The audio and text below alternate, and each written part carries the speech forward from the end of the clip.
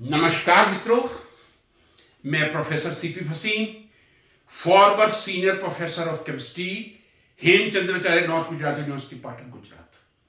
एक वीडियो लेके आया हूं आपके साथ। बी ए बोल्ड पर्सन, निर्भीक बनिए।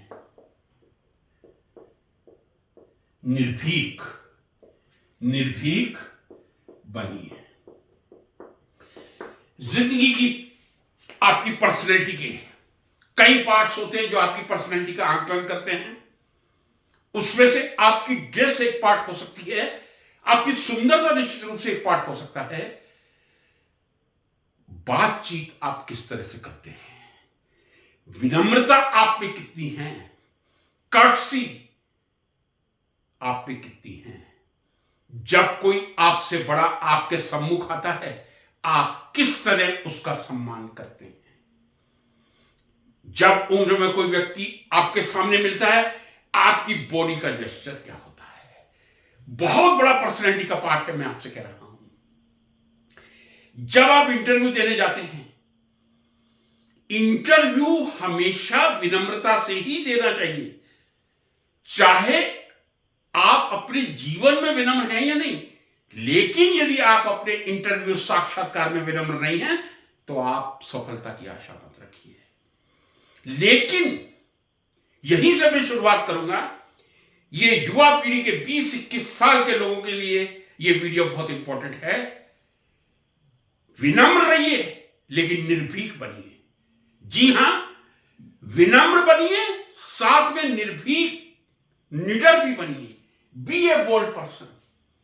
यदि आप इंटरव्यू देने जा रहे हैं, मैंने आपसे कहा आप में विनम्रता नहीं है, तब आप सफलता की आशा मत कीजिए। बिल्कुल आप सफल नहीं हो सकते। आप में विनम्रता है लेकिन निर्भीकता नहीं है, तब भी आप इंटरव्यू में सफल नहीं हो सकते। जी हां, आपको एक साक्षात्कार में, इंटरव्यू में जितनी विनम्रता की आवश्यकता है, पोलाइटनेस की आवश्यकता है, उतनी निर्भीकता की आवश्यकता है। इन दोनों का संतुलन यदि आपकी पर्सनैलिटी में है, आप विनम्र हैं, निर्भीक हैं, निडर हैं, तो आप इंटरव्यू का सामना बहुत अच्छी तरह कर सकते हैं। चाहे आप किसी प्राइमरी टीचर के इंटरव्यू के लिए जा रहे हैं, यूनिवर्सिटी प्रोफेसर के लिए जा रहे हैं, या आईएएस के इंटरव्यू के लिए जा रहे हैं। आईएएस के इंटरव्यू के लिए जरा थोड़ी डिटेल चर्चा हो जाती है, लेकिन कोई भी इंटरव्यू हो, यस मैं I am including the IAS too, विनम्रता और निर्भीकता दोनों आपकी पर्सनैलिटी के पार्ट होते हैं। यदि आप निर्भीक हैं, विनम्र नहीं हैं, तो भी आप सफल नहीं हो सकते, और यदि आप विनम्र हैं, निर्भीक नहीं हैं, तो भी आप सफल नहीं हो सकते। कुछ लोगों को संदेह होगा, जब आप साक्षात्कार रूम में, इंटरव्यू रूम में जाते हैं, आपकी बॉडी का जेस्चर क्या कह रहा है। आपको नॉलेज है, लेकिन इंटरव्यू के नाम से घबराहट यदि आपके मन में है, एक डर है, एक बेचैनी है, तब आपके सफलता की परसेंटेज काफी कम हो जाती है। आप निर्भीक बन के कमरे में एंटर कीजिए। Please may I come in sir. आप इसी आवाज में बोलिए, good morning you sirs, good morning, good afternoon, good evening, whatever you want to say. निर्भीक बन के जाइए, विनम्र बन के जाइए।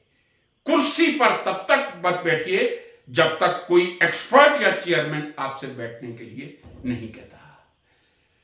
If somebody says please take your seat, then only you should take your seat. ये ऐसा भी हो सकता है, कहीं आपकी परीक्षा ली जा सकती है कि आप आए और खड़े हो गए, आपके लिए ये कुर्सी है, आप बैठे क्यों नहीं।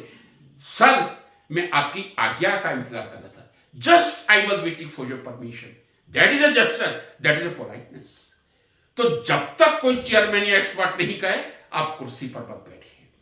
फिर आप विनम्रता से लेकिन निर्भीकता से अपने प्रश्नों का उत्तर दीजिए। कई बार ऐसा होता है, पर्सनैलिटी टेस्ट के लिए भी ये होता है, आप कोई बात सत्य कह रहे हैं, यदि आप पूरी तरह आश्वस्त हैं कि ये बात पूरी तरह सही है, तब आप उस पर अडिग रह सकते हैं, लेकिन विनम्र बन के। आपसे कहा जाता है नहीं नहीं, ये तो आप गलत करें। यदि आप 101% सही हैं कि ये मैंने जिन जिन पुस्तकों में पढ़ा है यही है, तो वो परम सत्य है, तब आप कह सकते हैं जी नहीं, मैंने इन पुस्तकों में से ये पढ़ा है, आप उन पुस्तकों का रेफरेंस भी दे सकते हैं। कई बार ऐसा हो सकता है आप किसी बहुत अच्छी पुस्तक का रेफरेंस दे और एक्सपर्ट कहते नहीं नहीं इस बुक को मैं एक्सेप्ट नहीं करता। यदि आपके पास दूसरी बुक्स हैं आप उनका नाम ले लीजिए, लेकिन यदि एक्सपर्ट कह रहा है कि no I don't like this book, I don't believe on this book, please don't argue, आप उसके साथ आर्ग्यू मत कीजिए। फ्रेंड्स, ये बात थी कि जब आप इंटरव्यू और साक्षात्कार के लिए जाते हैं, निडर और निर्भीकता, विनम्रता, निडर और निर्भीकता तो एक ही चीज है, लेकिन ये कह दो निर्भीकता और विनम्रता दोनों आपकी पर्सनैलिटी के पार्ट होते हैं। आप कितने निर्भीक हैं और कितने विनम्र हैं। जी हां, अब मैं साक्षात्कार से हटके आगे आता हूं।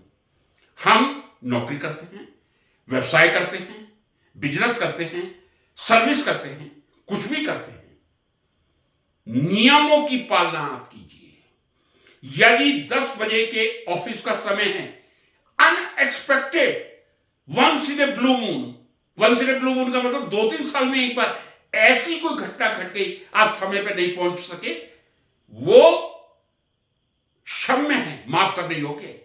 लेकिन यदि आप हफ्ते में 2 दिन समय पर नहीं पहुंचेंगे तो आप एक अच्छे कभी भी वहां के कर्मठ एम्प्लॉय नहीं कहला सकते। कर्मठ शब्द थोड़ा और आगे बढ़ जाएगा, लेकिन आप समय के पाबंद एम्प्लॉय आपको कोई नहीं कह सकता। समय के पाबंद बनिए, कर्मठता से काम कीजिए, जो भी काम करें अधूरे मन से मत कीजिए, पूरी तत्परता से, पूरे समर्पण भाव से, डेडिकेशन से उस काम को कीजिए। चाहे वो टीचिंग हो, चाहे वो एडमिनिस्ट्रेशन हो, चाहे वो क्लरिकल हो, या एक चपरासी का कार्य ही क्यों ना हो। एक चपरासी का कार्य भी बहुत महान होता है। कितनी निष्ठा से आप काम करते हैं, यह आपकी पर्सनैलिटी का एक बहुत बड़ा पार्ट होता है। यदि आप निष्ठा से काम नहीं करेंगे, यदि आप समय पर नहीं जाएंगे, हो सकता है आपको कोई कुछ ना कहे। माफी के साथ ये उदाहरण पेश कर रहा हूं, आजकल राजनीतिक हस्तक्षेप बहुत ज्यादा है। यदि आप किसी राजनीतिक दल से संबंध हैं और आप 2 घंटे लेट भी आते हैं, किसी की हिम्मत नहीं होगी आपको कहने की। यह मैं परम कटु सत्य कह रहा हूं, बिटर ट्रुथ कह रहा हूं। यदि आप एक संगठन विशेष से जुड़े हुए हैं, राजनीतिक दल से जुड़े हुए हैं, आप लेट जाइए। लेकिन आपकी जिंदगी के यदि आप 30, 35, 40 साल नौकरी करते हैं, आप सफल नहीं हो सकते। आप सफल तभी होंगे जब समय पर जाएं, कर्मठता से कार्य करें, निर्भीकता से काम करें। इसके बाद नंबर आता है ऑनेस्टी। बहुत इंपॉर्टेंट है, मैं आपसे कह रहा हूं ऑनेस्टी। ईमानदारी कितनी है आप में। मान लीजिए आजकल तो बायोमेट्रिक सिस्टम है। एक ऐसा समय था जब रजिस्टर में साइन किए जाते थे, नीचे टाइम लिखना पड़ता था, कितने बजे आप ऑफिस में आए, कितने बजे जा रहे हैं। वहां मैंने बेईमानी कर दी, आधा घंटा नहीं। यदि आप लेट हुए आज 10 मिनट, 10 मिनट लेट ही समय डालिएगा। मैं हमेशा कहता हूं दुनिया में कोई और देख रहा है नहीं देख रहा है, परमात्मा में मेरा अटूट विश्वास है। परमात्मा दुनिया की हर चीज देखता है, जो इस दुनिया में कोई नहीं देख सकता वो परमात्मा देख सकता है। ईमानदार बनिए, ऑनेस्ट बनिए, फिर अपने कर्तव्य के प्रति ऑनेस्ट बनिए। जब आपकी क्लास है, आप क्लास में 2 मिनट पहले पहुंच जाएं, कभी 2 मिनट लेट पहुंचने का प्रयास ना करें, क्योंकि आप उस क्लास के रोल मॉडल हैं। एक शिक्षक का जीवन तो बहुत ही कठिन होता है। कहा जाता है कि शिक्षक इस देश का मार्गदर्शक होता है। यदि आप क्लास में लेट जाएंगे, आपके विद्यार्थी आपसे क्या सीखेंगे। यदि आप शिक्षक हैं, विद्यार्थियों में यह निर्भीकता पैदा कीजिए कि वो आपसे प्रश्न करें। कभी विद्यार्थियों को प्रश्नों से वंचित मत कीजिए। Don't deprive your student from the question. आप कहिए जितने क्वेश्चन पूछ सकते हैं आप पूछिए। हो सकता है आप हायर क्लासेस में, एमएससी में हर प्रश्न का तुरंत उत्तर ना दें, लेकिन अगले दिन आप पढ़ के आके तो बता सकते हैं। दूसरी एक शिक्षक की ईमानदारी यह होती है, यदि शिक्षक ईमानदार है, आज उसने गलती से कुछ पढ़ा दिया, किसी विद्यार्थी को मालूम नहीं चला, ये मैं एमएससी लेवल की बात कर रहा हूं, अगले दिन आके आप उसका रेक्टिफिकेशन कर दें, सॉरी फ्रेंड्स कल मेरे से गलती हो गई। जब आप बिना देख के पढ़ाएंगे, आप बिना देख के बोलेंगे, आपसे गलती होगी। यदि आप हाथ में कागज लेके बोलेंगे, गलती की संभावना कम होगी। यदि आप बुक खोल के पढ़ाएंगे, गलती की संभावना कम होगी। जब आप बिना बुक के आप अपनी मेमोरी और स्मृति से पढ़ाते हैं, बोलते हैं, गलती होना स्वाभाविक है, लेकिन उस गलती का परिशोधन करना, रेक्टिफिकेशन करना भी उतना ही आवश्यक है। तो मैं मानता हूं, चाहे आप जीवन के किसी भी क्षेत्र में हो, ईमानदारी से काम कीजिए, समय के पाबंद रहिए, निष्ठा से काम कीजिए, डेडिकेशन से कीजिए। हो सकता है आपके काम की कद्र ना हो, बहुत ही सत्य कटु बात कह रहा हूं, हो सकता है कि पूर्ण समर्पण भाव से काम करते हुए भी आपके काम की कद्र ना हो, तब आप वो परमात्मा पे छोड़ देना कि ऊपर वाला जरूर देखेगा और वो आपके काम की कद्र करेगा। दुनिया में कोई आपकी कद्र नहीं करे, चिंता मत कीजिए, लेकिन यदि आप पूर्ण ईमानदारी से काम करेंगे, ऊपर वाला परमात्मा आपके काम की कद्र करेगा। निष्ठा से काम कीजिए, ईमानदारी से कीजिए। ईमानदारी एक तो समय की होती है, दूसरी आजकल पैसों की भी होती है। जब हम एडमिनिस्ट्रेटिव पोस्ट पे चले जाते हैं, ये मैं टीचिंग की बात कर रहा हूं, तब हमारी ईमानदारी कहीं संन्यास लेने चली जाती है। कृपया, एक शिक्षक जब प्रशासक के पद पे आता है, कहते हैं कि समाज तो विकृत होता है, इसमें कोई दो राय नहीं। समाज है तो समाज में बेईमानी भी हो सकती है, लेकिन आप कितना ईमानदार रह के काम कर सकते हैं। आपकी भरपूर आलोचना हो, उसके बावजूद भी आप निष्ठा से काम करें, नहीं ये तो मैं काम करूंगा, उसी को जीवन कहा जाता है, उसी को जीवन की सफलता कहा जाता है। निष्ठा, समर्पण से काम कीजिए, पैसे के प्रति पूर्ण ईमानदार रखिए। ये कहीं मैंने सुना था, पैसा खुदा नहीं तो खुदा से कम भी नहीं। बात सही है, लेकिन जो बेईमानी पैसे की है, बहुत बड़ी बेईमानी होती है। और एक बात आपको कह दूं, चाहे 1 रुपए की बेईमानी हो या 100 करोड़ की हो, दोनों ही बेईमानी कहलाएंगी। 1 रुपए की बेईमानी भी बेईमानी कहलाएगी और 100 करोड़ की बेईमानी भी बेईमानी कहलाएगी। एक बात और कह दूं, 100 करोड़ वाला छूट जाएगा क्योंकि उसने 100 करोड़ की बेईमानी की है, ये बात आप जरा समझ लीजिए। लेकिन 1 रुपया लेने वाला नहीं छूट सकता, क्योंकि 1 रुपए की कोई कीमत नहीं होती। 1 रुपया कहने का मेरा मतलब नहीं, चोरी मत कीजिए, आप पूरी ईमानदारी से काम कीजिए। जो आपको तनख्वाह मिल रही है, आप उसमें संतुष्ट रहिए, अपने परिवार का पालन पोषण कीजिए। मैं आपको पूर्ण सत्यता से कह रहा हूं, परमात्मा के सामने आप ईमानदारी से कार्य कीजिए, समर्पण भाव से कीजिए। परमात्मा आपको इतनी बरकत देता है, इतनी प्रॉस्पेरिटी देता है, आपको दूसरे के सामने हाथ फैलाने की आवश्यकता नहीं पड़ेगी। लेकिन यदि हम जिंदगी में कहीं ना कहीं आर्थिक रूप से या शारीरिक रूप से काम में चोरी करते हैं, तो परमात्मा हमारा साथ नहीं देता है। और जो व्यक्ति पूर्ण निष्ठा से काम करेगा, पूर्ण ईमानदारी से काम करेगा, तत्परता से काम करेगा, आर्थिक रूप से ईमानदार होगा, शारीरिक रूप से ईमानदारी से काम करेगा, सही काम करेगा, वही इंसान निडर होगा। वो निडरता मैंने जो साक्षात्कार की कही थी, वो अलग बात कही थी। वही इंसान बोल्ड होगा, निडर होगा, जिसने पूरी जिंदगी ईमानदारी से गुजारी होगी। यदि कहीं भ्रष्टाचार के साए में उसने एक भी दिन गुजारा होगा, तो वो व्यक्ति जीवन में कभी निर्भीक नहीं बन सकता, बोल्ड नहीं बन सकता। और मैं एक बात कहना चाहूंगा, किसी भी व्यक्ति की पर्सनैलिटी का स्ट्रॉन्गेस्ट पार्ट, सबसे मजबूत पार्ट जो है पर्सनैलिटी का, वो है उसकी निडरता। आप में कितनी निडरता है, कितनी निर्भीकता है, सत्य बोलने की शक्ति आप में कितनी है। यही आजकल सबसे बड़ा क्राइसिस है। हम सत्य बोलने से डरते हैं, डिप्लोमेट बनते हैं, कहीं कोई हमारी बात से बुरा ना मान जाए। हम हर किसी, दिस इज नॉन एज तुष्टीकरण, हम हर किसी को खुश रखने का प्रयास करते हैं।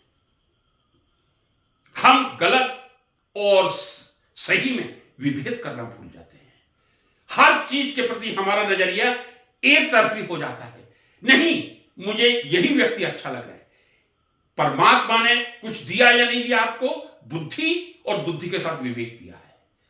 दुनिया की सबसे शक्तिशाली कोई चीज है, मैं कहता हूं बुद्धि है। ज्ञान से शक्तिशाली ना पैसा हो सकता है, ना सत्ता हो सकती है। मैं फिर एक बात इस वाक्य को रिपीट करूंगा, ज्ञान से अधिक शक्तिशाली ना सत्ता हो सकती है, ना पैसा हो सकता है। ज्ञान ही सबसे शक्तिशाली हो सकता है। ईश्वर ने बहुत अच्छी हमको जो भेंट दी है वो बुद्धि की दी है। बुद्धि के साथ विवेक का प्रयोग करना आपके ऊपर निर्भर करते हैं। आप विवेक का प्रयोग करते हैं या नहीं करते। जो आपको सही लगे आपके परिप्रेक्ष्य में, समाज के परिप्रेक्ष्य में, और आप उस बात को कहने का साहस रखें, उसी को विवेक कहा जाता है। बुद्धि और विवेक में फर्क है। बुद्धि ज्ञान है, आप कितना ज्ञान एकत्रित कर रहे हैं। विवेक सही और गलत में, यदि आप सही और गलत में अंतर नहीं कर सकते तो फिर विवेक नाम की चीज आप में है। यदि आप विवेकशील हैं, विवेकहीन नहीं है, विवेकशील हैं, परमात्मा ने बुद्धि सबको दी है। कितनी आप विकसित करते हैं यह आपके ऊपर निर्भर करता है। परमात्मा ने सबको बराबर बुद्धि दी है, कहीं उसने पक्षपात नहीं किया। आप अपनी बुद्धि को किस तरह तीव्र करते हैं यह आपके ऊपर निर्भर करता है। विवेकशील आप कितने बनते हैं।